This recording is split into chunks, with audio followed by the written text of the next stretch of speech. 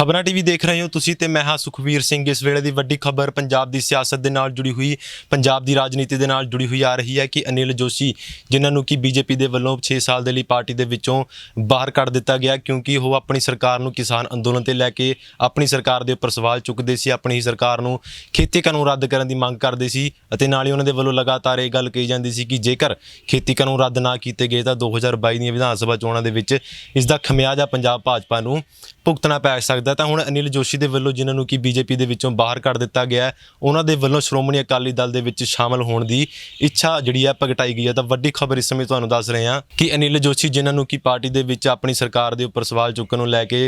6 ਸਾਲ ਦੇ ਲਈ ਬਾਹਰ ਕੱਢ ਦਿੱਤਾ ਗਿਆ ਹੈ, ਉਹੀ ਅਨਿਲ ਜੋਸ਼ੀ ਹੁਣ ਸ਼੍ਰੋਮਣੀ ਅਕਾਲੀ ਦਲ ਦੇ ਵਿੱਚ ਸ਼ਾਮਲ ਹੋਣ ਦੀ ਜਿਹੜੀ ਆ ਉਹਨਾਂ ਦੇ ਵੱਲੋਂ ਇੱਛਾ ਪ੍ਰਗਟਾਈ ਗਈ ਹੈ। ਦੱਸਦੀ ਕਿ 2022 ਦੀਆਂ ਵਿਧਾਨ ਸਭਾ ਚੋਣਾਂ ਨੂੰ ਲੈ ਕੇ ਸਿਆਸਤ ਲਗਾਤਾਰ ਪੱਖੀ ਹੋਈ ਹੈ। ਇਸ ਤੋਂ ਪਹਿਲਾਂ ਜੇਕਰ ਗੱਲ ਕਾਂਗਰਸ ਦੀ ਕਰੀਏ ਤਾਂ ਕਾਂਗਰਸ ਦੇ ਵਿੱਚ ਵੀ ਸੁਖਪਾਲ ਸਿੰਘ ਖਹਿਰਾ, ਜਗਦੇਵ ਕਮਾਲੂ ਅਤੇ ਪਿਰਮਲ ਸਿੰਘ ਧੌਲਾ ਸ਼ਾਮਲ ਹੋਏ ਸੀ ਤੇ ਉਸ ਤੋਂ ਬਾਅਦ ਅਤੇ ਅੱਜ ਅਕਾਲੀ ਦਲ ਦੇ ਵਿੱਚ ਜਸਦੀਪ ਸਿੰਘ ਬਰਾੜ ਜਿਹੜੇ ਆ ਜਲੰਧਰ ਤੋਂ ਉਹ ਵੀ ਸ਼ਾਮਲ ਹੋਏ। ਤਾਂ ਦਲ ਲਗਾਤਾਰ ਸਿਆਸੀ ਨੇਤਾਵਾਂ ਦੇ ਵੱਲੋਂ 2022 ਦੀਆਂ ਵਿਧਾਨ ਸਭਾ ਚੋਣਾਂ ਤੋਂ ਪਹਿਲਾਂ ਵੱਖ-ਵੱਖ ਪਾਰਟੀਆਂ ਦੇ ਵਿੱਚ ਪਾਰਟੀਆਂ ਛੱਡੀਆਂ ਜਾ ਰਹੀਆਂ ਨੇ, ਪਾਰਟੀਆਂ ਦੇ ਵਿੱਚ ਸ਼ਾਮਲ ਇੱਕ ਦੂਜੀ ਪਾਰਟੀ ਨੂੰ ਛੱਡ ਕੇ ਪਾਰਟੀਆਂ ਦੇ ਵਿੱਚ ਸ਼ਾਮਲ ਹੋ ਰਹੇ ਨੇ। ਤੇ ਅਜਿਹੇ ਦੇ ਵਿੱਚ ਹੁਣ ਅਨਿਲ ਜੋਸ਼ੀ ਦੇ ਵੱਲੋਂ ਵੀ ਇੱਕ ਵੱਡਾ ਬਿਆਨ ਦਿੱਤਾ ਗਿਆ ਜਿਸ ਦੇ ਵਿੱਚ ਉਹਨਾਂ ਨੇ ਸ਼੍ਰੋਮਣੀ ਅਕਾਲੀ ਦਲ ਦੇ ਵਿੱਚ ਸ਼ਾਮਲ ਹੋਣ ਦੀ ਇੱਛਾ ਪ੍ਰਗਟਾਈ ਹੈ, ਜਿਸ ਦੇ ਵਿੱਚ ਉਹਨਾਂ ਨੇ ਕਿਹਾ ਕਿ ਮੇਰੇ ਕੋਲ ਅਕਾਲੀ ਦਲ ਦੇ ਵਿੱਚ ਜਾਣ ਤੋਂ ਸਿਵਾ ਹੋਰ ਕੋਈ ਜਿਹੜਾ ਹੱਲ ਨਹੀਂ ਹੈ। ਤਾਂ ਵੱਡੀ ਖਬਰ ਇਸ ਸਮੇਂ ਦੀ ਕਿ ਅਨਿਲ ਜੋਸ਼ੀ ਜਿਨ੍ਹਾਂ ਨੂੰ ਕਿ ਪਾਰਟੀ ਦੇ ਵਿੱਚੋਂ 6 ਸਾਲ ਦੇ ਲਈ ਬਾਹਰ ਕੱਢ ਦਿੱਤਾ ਗਿਆ ਕਿਉਂਕਿ ਉਹ ਕਿਸਾਨ ਅੰਦੋਲਨ ਨੂੰ ਲੈ ਕੇ ਲਗਾਤਾਰ ਆਪਣੀ ਹੀ ਸਰਕਾਰ ਦੇ ਉੱਪਰ ਸਵਾਲ ਚੁੱਕਦੇ ਸੀ, ਖੇਤੀ ਕਾਨੂੰਨ ਰੱਦ ਕਰਨ ਨੂੰ ਲੈ ਕੇ ਆਪਣੀ ਸਰਕਾਰ ਦੇ ਉੱਪਰ ਸਵਾਲ ਚੁੱਕਦੇ ਸੀ ਅਤੇ ਲਗਾਤਾਰ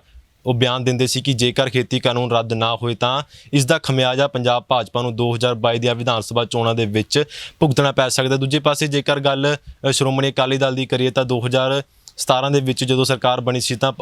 ਸ਼੍ਰੋਮਣੀ ਅਕਾਲੀ ਦਲ ਦਾ ਅਤੇ ਬੀਜੇਪੀ ਦਾ ਗੱਠਜੋੜ ਸੀ, ਪਰ ਉਹ ਗੱਠਜੋੜ ਵੀ ਜਿਹੜਾ ਖੇਤੀ ਕਾਨੂੰਨਾਂ ਦੇ ਕਰਕੇ ਹੀ ਟੁੱਟਿਆ ਸੀ ਅਤੇ ਜਿਹੜੇ ਅਨਿਲ ਜੋਸ਼ੀ ਨੇ ਉਹ ਵੀ ਖੇਤੀ ਕਾਨੂੰਨਾਂ ਦੇ ਕਰਕੇ ਹੀ ਉਹਨਾਂ ਨੂੰ ਪਾਰਟੀ ਦੇ ਵਿੱਚੋਂ ਜਿਹੜਾ ਬਾਹਰ ਕੱਢ ਦਿੱਤਾ ਗਿਆ। ਤਾਂ ਹੁਣ ਦੇਖਣਾ ਹੋਵੇਗਾ ਕਿ ਅਖੀਰ ਕਦੋਂ ਤੱਕ ਜਿਹੜੀ ਇੱਛਾ ਅਨਿਲ ਜੋਸ਼ੀ ਦੇ ਵੱਲੋਂ ਪ੍ਰਗਟਾਈ ਗਈ ਹੈ ਇਸ ਦੇ ਉੱਪਰ ਸ਼੍ਰੋਮਣੀ ਅਕਾਲੀ ਦਲ ਦਾ ਕੀ ਪ੍ਰਤੀਕਰਮ ਆਉਂਦਾ। ਪਰ ਵੱਡੀ ਖਬਰ ਇਸ ਸਮੇਂ ਤੁਹਾਨੂੰ ਦੱਸ ਰਹੇ ਹਾਂ ਕਿ ਅਨਿਲ ਜੋਸ਼ੀ ਜਿਨ੍ਹਾਂ ਨੂੰ ਕਿ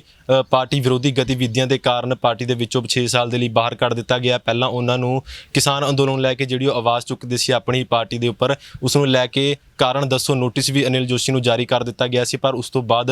ਅਨਿਲ ਜੋਸ਼ੀ ਨੂੰ ਜਿਹੜਾ ਹਾਈ ਕਮਾਨ ਦੇ ਵੱਲੋਂ ਬੀਜੇਪੀ ਹਾਈ ਕਮਾਨ ਦੇ ਵੱਲੋਂ 6 ਸਾਲ ਦੇ ਲਈ ਪਾਰਟੀ ਦੇ ਵਿੱਚੋਂ ਬਾਹਰ ਕੱਢ ਦਿੱਤਾ ਗਿਆ ਸੀ, ਜਿਸ ਤੋਂ ਬਾਅਦ ਹੁਣ ਅਨਿਲ ਜੋਸ਼ੀ ਦੇ ਵੱਲੋਂ ਸ਼੍ਰੋਮਣੀ ਅਕਾਲੀ ਦਲ ਦੇ ਵਿੱਚ ਸ਼ਾਮਲ ਹੋਣ ਦੀ ਇੱਛਾ ਪ੍ਰਗਟਾਈ ਹੈ। ਪਰ ਹੁਣ ਸਭ ਦੀਆਂ ਨਜ਼ਰਾਂ ਅਨਿਲ ਜੋਸ਼ੀ 'ਤੇ ਹੋਣਗੀਆਂ ਅਤੇ ਸ਼੍ਰੋਮਣੀ ਅਕਾਲੀ ਦਲ ਦੇ ਉੱਪਰ ਹੋਣਗੀਆਂ ਕਿ ਅਖੀਰ ਜਿਹੜੀ ਇੱਛਾ ਅਨਿਲ ਜੋਸ਼ੀ ਦੇ ਵੱਲੋਂ ਪ੍ਰਗਟਾਈ ਗਈ ਹੈ ਇਸ ਦੇ ਉੱਪਰ ਸ਼੍ਰੋਮਣੀ ਅਕਾਲੀ ਦਲ ਦਾ ਕੀ ਪ੍ਰਤੀਕਰਮ ਆਉਂਦਾ। ਅਤੇ ਜੇਕਰ ਸ਼੍ਰੋਮਣੀ ਅਕਾਲੀ ਦਲ ਅਨਿਲ ਜੋਸ਼ੀ ਦੇ ਇਸ ਬਿਆਨ ਨਾਲ ਸਹਿਮਤ ਹੈ ਤਾਂ ਅਖੀਰ ਅਨਿਲ ਜੋਸ਼ੀ ਪਾਰਟੀ ਦੇ ਵਿੱਚ ਕਦੋਂ ਸ਼ਾਮਲ ਹੋਣਗੇ। ਤਾਂ ਇਸ ਵੇਲੇ ਦੀ ਵੱਡੀ ਖਬਰ ਤੁਸੀਂ ਦੇਖਦੇ ਰਹੋ ਖਬਰਾਂ ਟੀਵੀ। ਫਿਲਹਾਲ ਦੇ ਲਈ ਮੈਨੂੰ ਦਿਓ ਇਜਾਜ਼ਤ, ਧੰਨਵਾਦ।